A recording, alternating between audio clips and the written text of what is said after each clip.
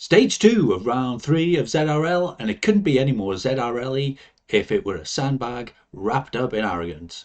We're on the Island Hopper route in Mercury Isles for a points race. We've got 2 laps, 36 kilometres, 259 metres of climbing, 3 different sprint sections, 8 sprints in total, and it is going to be a cracker. So what you need is the inside line.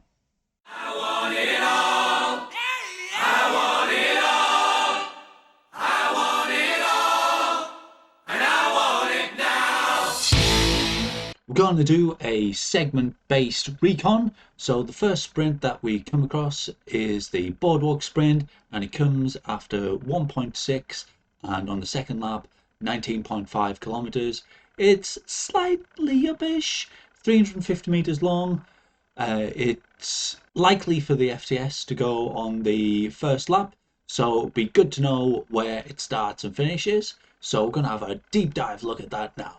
So we come off this bridge thing with about 1.3 kilometers done, and then you take a left, then a right, then a left, and then you come across these 2 pedestrian crossings, 1, 2, and then the start banner is just there after that. So you probably want to start on that second pedestrian crossing.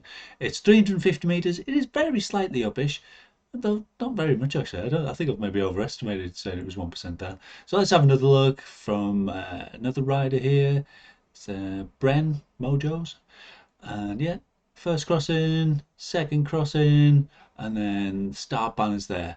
And if you can just get your speed up and just join the pack just after that, after the segment banner, then even with a moderate sprint, you could find yourself getting some points. Next up is the Typo Sprint, and we do it 4 times. The first time after just 5.1k, and it dominates the points for this race really. There's 4 times that we do it, so we'll have 1 lot of FTS, 4 lots of FAL, and yeah, so you need to know where it is, and it's got a hidden start, so let's have a look, and that will give you an advantage.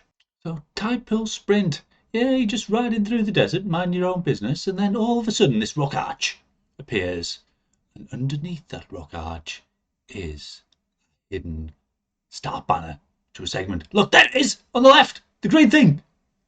So if you're looking for FTS, get yourself off the back by about 4.9, 5.0 kilometers, and then as you approach the rock arch, you want to start ramping up your power. If you're far enough off the back, then you want to aim to, I don't know, you might even be able to wait until then. Maybe it depends on the skill of the riders that you're with, and you want to hit the back of that pack, as most of them will start sprinting as soon as they see that. They won't know what's going on.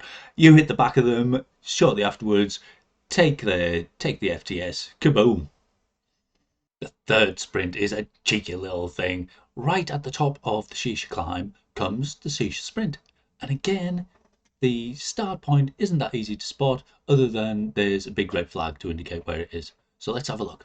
You just get to the top of the Shisha Climb, and then you find there's a sprint. So here we go, just at the end, pretty knackered, deserve a rest, and there's a sprint banner. Put a sprint banner right at the top of the hill. So put the power down. If you can get to the back of a little group strategically, with still a little bit of effort left, try and make your way through the group, gain as many points as you can. Being towards the front will still help, but if you've got 10-15 riders ahead of you and you can make your way through, if you've spared a bit of effort, then you could find yourself in the big time. So let's have a look again. Yeah, top of the sprint, looking pretty, like you've done a big effort. Well, you have, and then you pass these banners, the grey ones kind of, and then there's this red one. There it is on the left with the sprint banner right next to it. That is the start of the sprint segment. It's 300 meters, slightly downish though, so maybe feels a bit less, though you are at the top of a hill. So make your way across the boardwalks and latch onto a group, just like he doesn't. But yeah, that's the Shisha Sprint. So we better just talk about the Shisha Climb. It's a bit annoying really, because it's quite draftable, and even on the bits that aren't, where it gets steep, it just goes back down again. So you get a steep bit, and then there's 4%, 5%. Oh yeah, we can get away here. Someone gets away a little bit, and then it goes back down to flat again. Everyone catches, and then there's another steep bit. Oh, went up to 6 there, and then there's another flat bit. Then there's a big flat bit here. Everyone can catch, and then it goes back up again. So you really have to do a proper, full-on, consistent effort going on the flats as well as the pitches. And yeah, it's just up and down, flat, and then we get to the sprint at the top, and that's a bit annoying as well because people will catch you at the sprint. There's nothing particularly exciting about the finish. You go across these boardwalks, other than it's within 2k of the final sprint.